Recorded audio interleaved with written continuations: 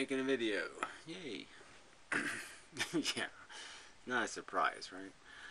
So I had two videos I guess I'll respond to. One little one, just the text and stuff, which is sort of annoying from the Carla Della Stella thing. I haven't responded to that in a long time. So I saw it, so I figured I'll respond to it. But it is sort of related to Holiday. I made a video called Death. Just horrible. I didn't understand it. That's horrible in that sense. It was just kind of tedious, and it was so down and morbid about it all. It just seemed such a downer kind of a video. But anyway, and you use the word meaning. This idea of saying that, well, okay, life doesn't have a purpose in the sense that it isn't. We don't exist for a good reason. Like something intelligent didn't design us or initiate us or make us or do any of that shit. So we're not fulfilling some intentional goal. And then even if we contrive a goal, you can't really imagine what the goal would be. That could be at all sensible. What would be the goal? To jerk off a zillion times? To what? Grow another inch taller? There's just, there's no goal here. It's just a stupid, redundant grinding up of these mechanisms, these things that are full of ambition. They go through life, mostly fail, and then die. And it's just this rinse, repeat, rinse, repeat. Doesn't go anywhere. So that is a description. But he uses the word, it has no meaning. And that's where, to me, it goes all wrong. Is to confuse purpose and meaning. To conflate them, is to make a critical error. There's substantial meaning in existence as a consciousness. Every single one of them was meaningful. That's the whole point. Is that this is the value, and it just gets ground up. It gets disposed of, and some of these consciousnesses become quite eloquent and they're quite beautiful mind kind of argument, and they're still just ground up. They're still just disposed of. Wisdom is a beautiful thing. Seeing a truth for the first time, or some kind of, these are all beautiful experiences, but they're also beautiful in the sense of establishing an invulnerability to doing it wrong or being stupid or being inefficient. The fact that these things do make us better at living, knowledge and wisdom. So these aren't meaningless things, and certainly our experience isn't meaningless. It's highly meaningful, and the fact that it is so very expensive and precious, that suffering is so torturous suffering is so dramatically bad. It's meaningful. It's a truth. So I find this just such a, the worse than the nihilist optimist is the nihilist pessimist. Because I'm not having fun, I'll just go home and that'll fix everything. Non-solution. And it comes up an awful lot where people say things, you're just saying, how can you think that's the solution? So it does bring up another video if I can find it. Do I have it here? Must I reload it? I guess I must reload it if I have it available. I think it's on the last video, right? I think so. We shall find out together. Something we can do together is find out. It's that Laura person again. Here it is. You've established that other people have values you don't share, but why try to change them? It's almost insane, right? You're saying you found out that people are starving unnecessarily, or you found out that war is being caused by something stupid, and you think you have a way that you could stop that from happening. Why should you? I mean, it's just a stupid question to ask. the world sucks because of these value problem, because people are have bad values. I'm not here because I did something stupid. I'm not here because I made a mistake. I'm here because somebody else made a mistake. And the only way to prevent bad things from happening is to prevent the people making bad things happen from making bad things happen. So why change them? Because they're being unproductive. Worse, they're being destructive. They're almost sadistically, in my opinion, torturing sentient life for no good reason whatsoever. So it's like you see a kid tormenting a cat or something, tearing its fur off, pulling its fur off. You wouldn't stop it. You'd ask somebody, well, why do you think you should change them? Why should you change that behavior?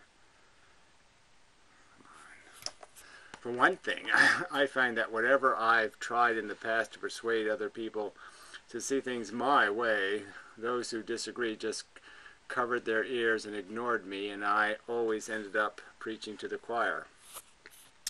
Yeah, well, that's a defeatist way of looking at it. I mean, certainly there's lots of disappointments, lots of them, but there's lots of appointments. There's lots of successes also.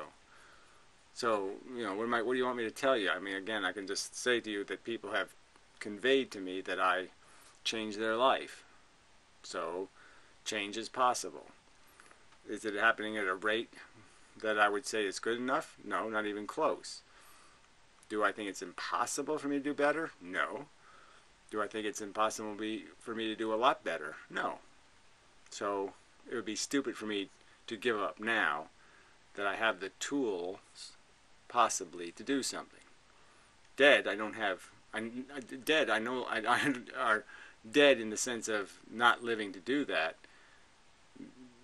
Gives you no hope. I mean, surrender is what you're saying. Surrender. Admit you're defeated. Why? Why give up? I still got a gun.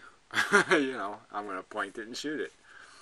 Why not be satisfied with simply modeling the values you personally prioritize highly?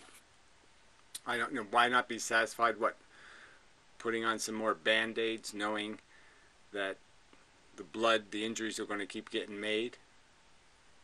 And enjoy that? Fuck you. I mean, if I was sadistic, I could enjoy that, but I'm not a sadist, so how could I enjoy that?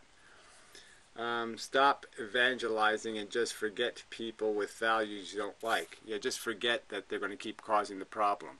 Oh, yeah, that's the sensible thing to do. You fix a problem by just forgetting about its existence. Yeah, that's exactly why the world sucks. And I don't even know why you would say something this stupid in my video. Just wondering? Well, you got to wonder a lot harder because you're not trying. I mean, that's not even trying to think. To force me to answer these stupid questions. This is fucking stupid questions. Yeah. Why? It's because it can't stop if somebody doesn't stop it. Yeah.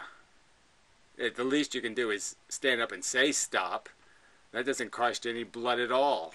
So yeah, I can do the minimum at least. God damn. It's just so, I mean, it just makes you realize, man, you're talking about people being deaf and dumb. Frankly, deaf and dummy, know thyself. Because fuck, you couldn't be any dumber. You really couldn't. Oh shit, I think I closed the wrong window. Well, maybe I can go to the save it in my history. Non-existence of a person? No, that's not it.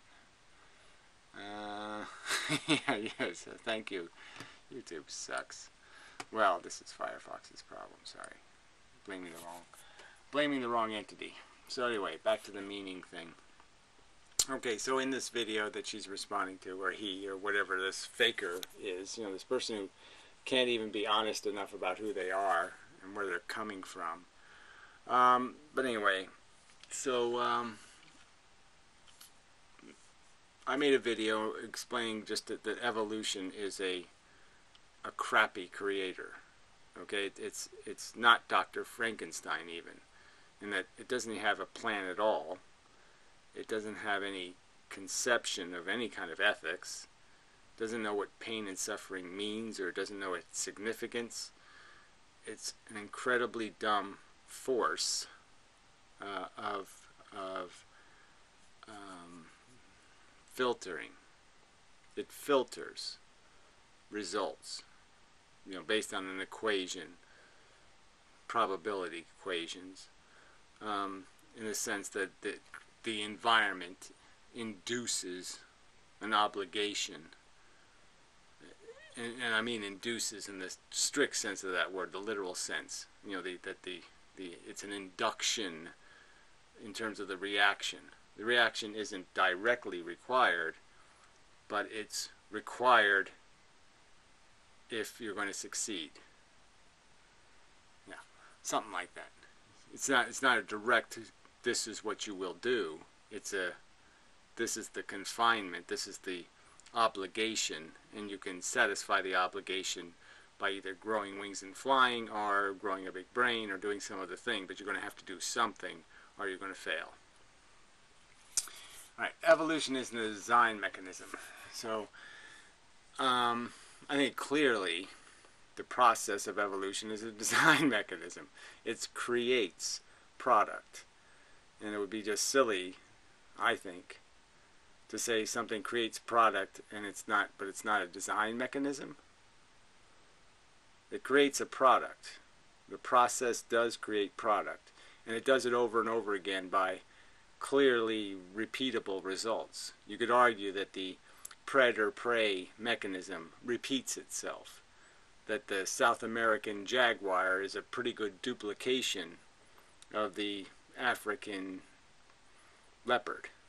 That, and this, especially within marsupials, you had this same kind of thing. There was the predator marsupials have been killed, but the same mechanism was created, even in different kinds of animals.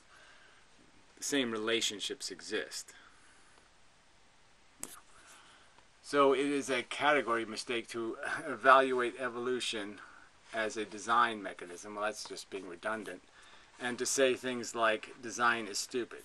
Well, you're just claiming this, but you won't demonstrate it with anything called evidence. Clearly isn't a category error to put evolution in the category of a creative force, a force that creates within a confined definition of rules. It makes no sense when evolution is not a design mechanism to begin with. Evolution is an adaptation mechanism. Well, that's what you say.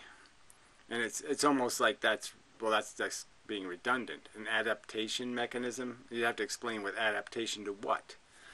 For life? No, for matter. Evolution started with chemistry. It didn't start with a living thing. It started with unliving things. And then it made living things that had no feeling capacity. And then it made feeling things. So to say life and feeling life are the same thing anyway would be stupid, in my opinion. That's a category error.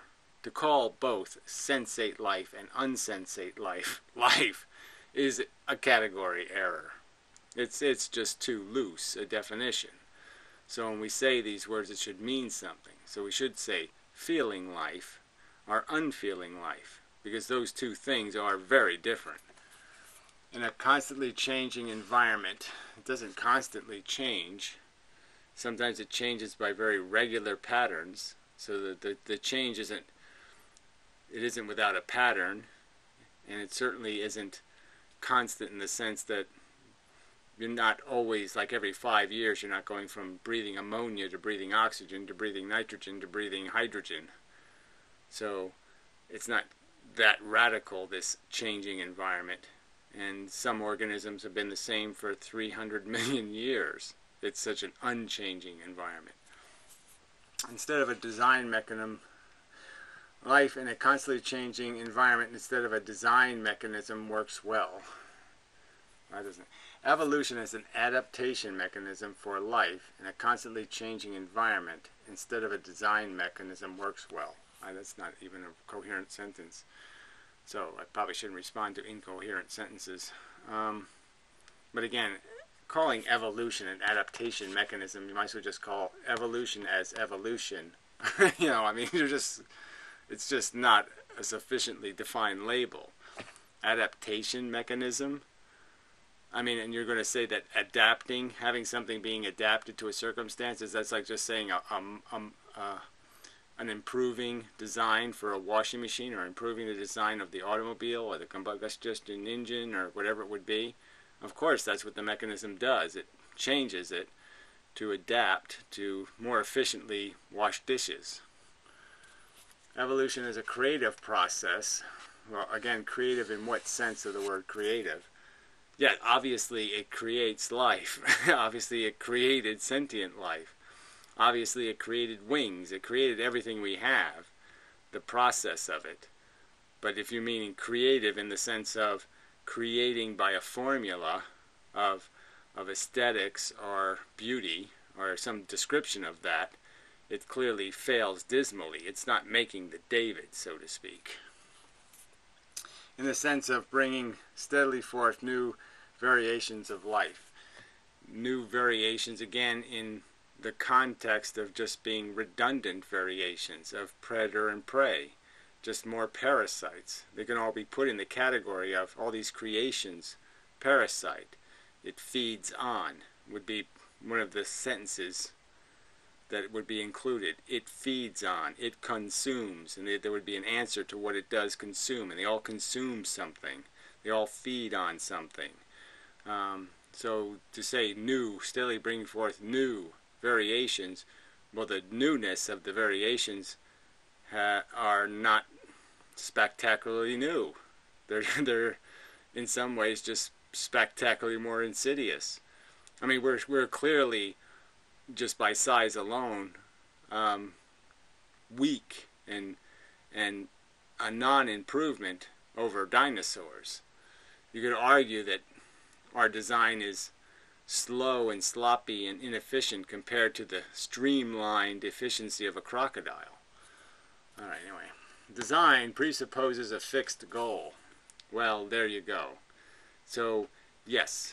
So I concede that good design presupposes a reasonable goal. So, yes. The goal is, if you're going to make a nuclear power plant, that it produces energy, not radiation. Yeah. I'm arguing that evolution produces the very thing that is failure, which is unnecessary suffering. That's why the design sucks. That's why the process of evolution sucks, is because it has no way to modulate, control the production of its waste. In your case, you presuppose sentient well-being as its goal. I don't presuppose any such thing, so that's just a cheap little lie.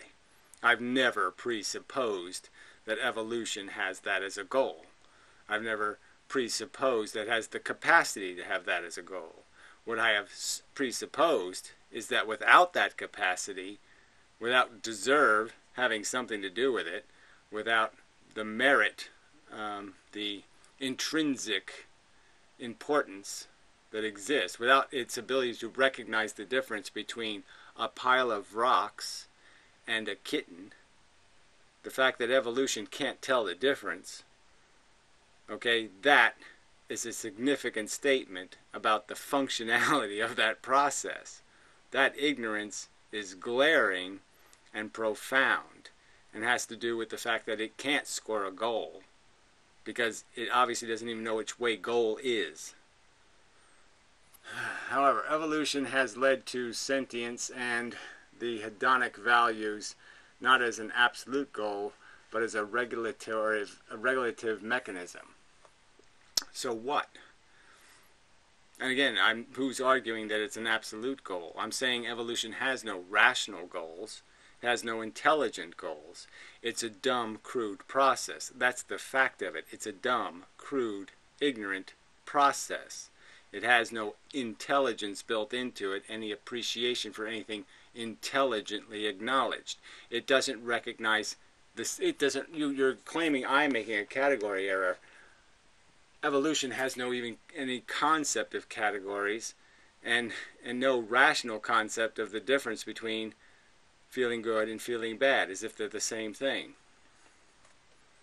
So again, it's a silly accusation to say I'm making a category error when I'm describing, quite accurately, the dysfunction, the failure of evolution to function because it has no capacity to even assign a category, a rational assignment of categories. As for it being a regulatory mechanism, well, obviously that's what consciousness became late in evolution, and it regulates by creating a carrot on a stick, which is almost a kind of torture, a kind of abuse, thing you do to a slave animal, a beast, and whips. So it creates pain and suffering, okay, and promise of pleasure as a mechanism to control behavior. And it does that enslaving organisms every day. It enslaves them with these mechanisms. The bee drone, the ants, the beta of any mammalian kind. The beta organisms are just ground up. They have value as shark food. They don't have value as having a dignity or an importance or a meaning to nature or evolution at all. They're just to be ground up as the fodder to, exemplify the blue bloods. But as a okay, so it is a centinocentric misjudgment. So this idiot is going to argue that it's a bigotry and a stupidity for you to be conscious of the fact through your consciousness. You can't really help it. You have to be conscious to recognize the meaning of consciousness. But they're going to argue that that's just a bigotry. That's just a kind bigotry. So when you recognize the distinction between you and a piece of grass, you recognize the difference between 100 billion neurons producing a complex consciousness and a blade of grass. When you recognize that distinction and say this thing has importance in terms of its welfare and this other thing doesn't matter because it can't be harmed, it can't feel, it can't be tortured, it's immune to the whip, that is a irrational bigotry. No, that's just rational, proper categorization. Sentience is a significant attribute. It's a meaningful attribute. It can't be reduced to a pile of rocks. It's silly to do that. It's not the same. My biological function is not only subtly different from a blade of grass, it's profoundly different than a blade of grass when I'm conscious. When I'm unconscious, yes, I'm a vegetable then. Okay, human sentiocentric misjudgment to call evolution flawed because it does not maximize sentient well-being. So again, it's just this idea that it's not a system isn't flawed if deserve has nothing to do with it. So if you're playing a board game and it has nothing to do with deserve, you answer the questions right and your piece gets thrown in jail. It's totally irrational to rational behavior or conduct. That wouldn't be a flawed game. That's supposed to be a game that makes sense to you. Deserve having nothing to do with it is supposed to make sense. And wasting torture would make sense. So if you played a board game and the game actually gave you AIDS or something, that would be perfectly hilarious. No harm done. It's a fake judge. It's a false judgment. Yeah, sorry. You're a false. You're not. You can't be. There's. I doubt the credibility of you having any judgment. So how can you judge a false judgment when I don't even think you could possibly have something called judgment? Because this is an idiotic statement. To say it's false to judge something based on merit or to base things based on the fact that you make a distinction between a pile of rocks and a sentient kitten. That's, for you to call that a false judgment is too insane to be called a reasonable judgment. Yeah, that's a simple way to say it. As false as a mouse calling the world flawed because the world isn't made of cheese. So again, implying that it's just silly for sentient organisms, through their sentient capacity, to gain an appreciation for torture or suffering, and to say this is the value in the universe, and that this value is more precious than diamonds, and more precious than gold, and more precious than anything else in the universe, and that torture should never be squandered or wasted. It should never happen without purposeful reason. It should never be wasted, ever. Ever can its waste be called the best solution. It's waste. So that's all just bigotry talking, which is just silly. Even a mouse that went to grammar school would clearly understand that this is a false analogy, a straw man, that has nothing to do with what we rationally have to do in the world, which is use our intelligence to find real value, not fake value, not to be fooled by fool's gold, and to see the real gold. And I'm sure if a mouse had gone to grammar school as I did and go to high school as I did, the mouse would understand that the welfare of the other mice was more valuable than a piece of dessert cheese. Now maybe if the mouse is starving, he might say he's got to get his cheese to continue his existence, and therefore he doesn't have to be concerned about anything else at the moment. But it would only be in that circumstance where the mouse could ever justify taking the cheese, going for the cheese, or especially the extra cheese, at the expense of some other sentient mouse. So you're insulting mice, essentially, by implying that mice wouldn't be able to understand the difference between other feeling mice, even their children, and cheese. Because quite clearly they are able to do that. Mice take care of each other, and they can't be seduced into killing each other for a piece of cheese.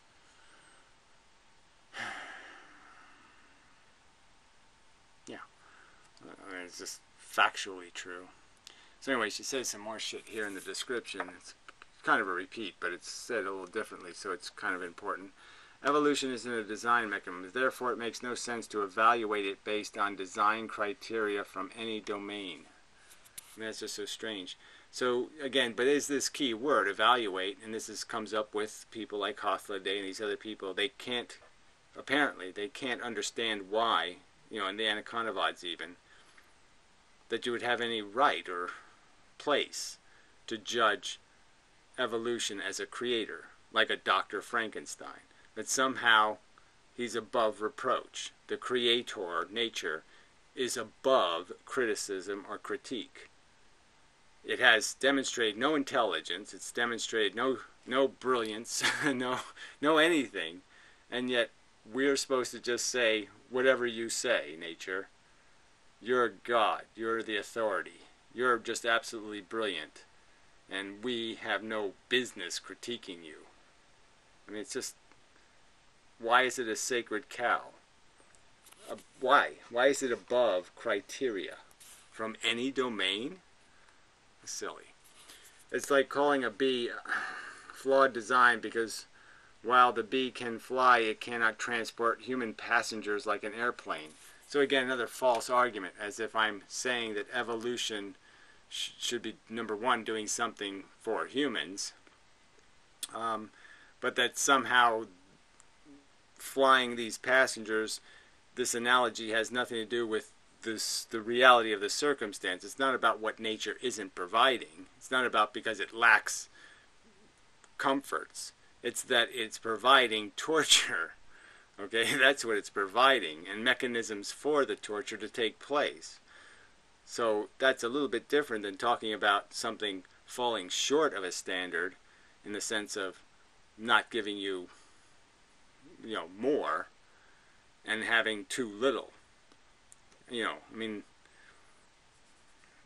probably a better way to say that, but it's not about not fulfilling some I want more expectation, like I want more of it. It's saying that it's too insufficient. Those are two different critiques. So your analogy doesn't even fit. Therefore, it is a flawed design since it has no utility for humans. No, again, it's like saying if bees, if bees were AIDS, you call bees a flawed design, or something like that. Clearly, the judgment being made is that there's wasted torture, and there's anything that creates wasted torture, unnecessary torture, would have to be called flawed, because the word waste and unnecessary, and clearly the importance of torture, can't add up to anything else. Waste is always bad, and clearly if you've established that what's being wasted is intrinsically important, there's just no way to escape bad design. But the bee has never designed to begin with, nor did it evolve its ability to fly for the purpose of transporting passengers, and analogously, sentience wasn't designed to begin with, nor do sentient beings have feelings for the purpose of maximizing their good feelings or minimizing their bad feelings. Well, again, the fact that there is no purpose to the designer, the Frankenstein doesn't even have a mission statement. He just wants to play with the parts, essentially. That's the judgment being passed, is that this thing functions for no better reason than an AIDS virus. It's not God. It's not smart. It has no reason to give it any benefit of the doubt. There's every reason to give it every scrutiny. It has no brain, and you're saying it's above scrutiny. That's silly. If somebody showed you their invisible driver's license when they were driving recklessly down the road, you wouldn't say, "Oh, okay, now I understand. Go ahead, drive." No, you'd be exactly, well, what qualification do you have for driving? What evidence do you have that you can do this? You're not showing me anything. Evolution's not showing me any purpose or function or product. So why should I just accept that there is one? Because you have some bizarre imagination, like you can imagine the purple unicorns will be happy if we survive. I don't know what your contrivance of a mission statement is. That some person named Theodore Compliconto is going to go to Alpha Centauri and stick an American flag on it? I mean, what exactly do you think is going to happen that in any way is going to be something I could call a rational function, a purpose, to not minimize suffering?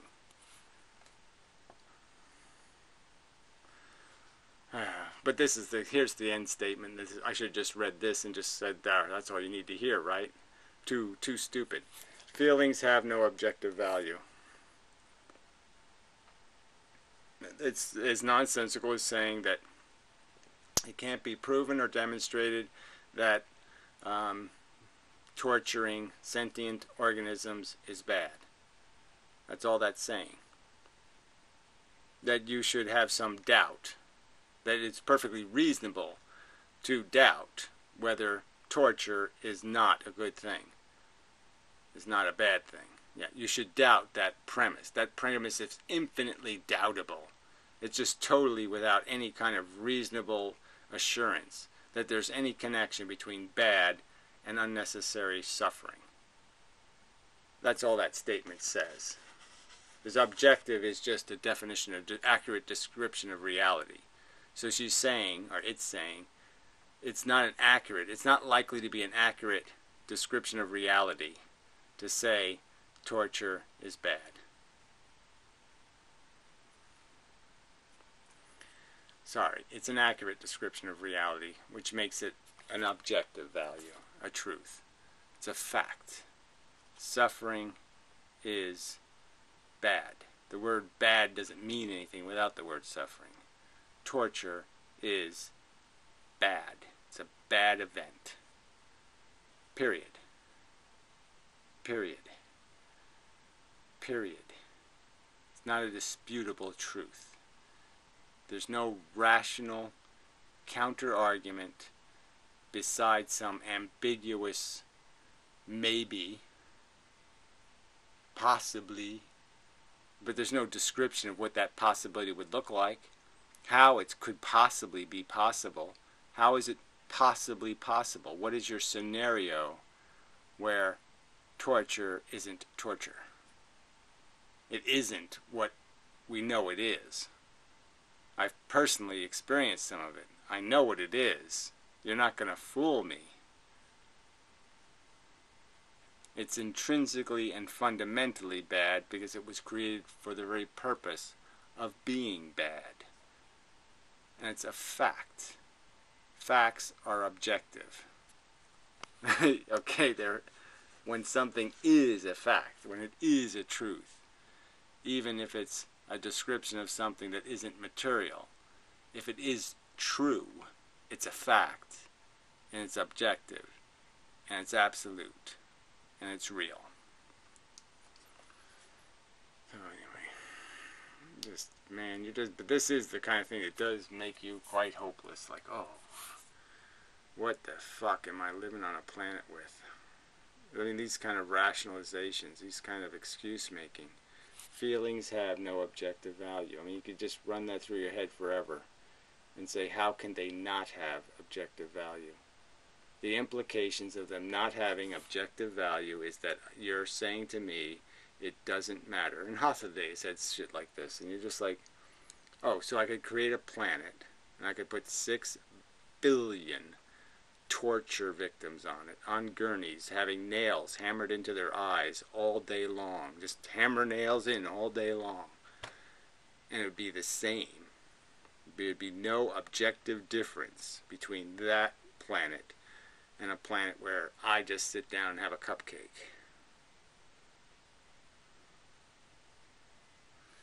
A rational brain, the smartest thing in the universe, by this definition, the smartest thing, the most knowledgeable thing in the universe, wouldn't be able to make a distinction between torture planet and cupcake planet. It would be totally confused as to which one. It wouldn't know what button to press. No, it would know. And you people are silly to pretend it wouldn't know. And that's all you're doing, you're pretending. Because you know better. So, you're just desperately trying to cling to some sort of stupid fucking, porridge fable, that you're feeding on. You want to make the Teletubbies real. Well, they're not. It's a lie. Okay? Reality doesn't work that way.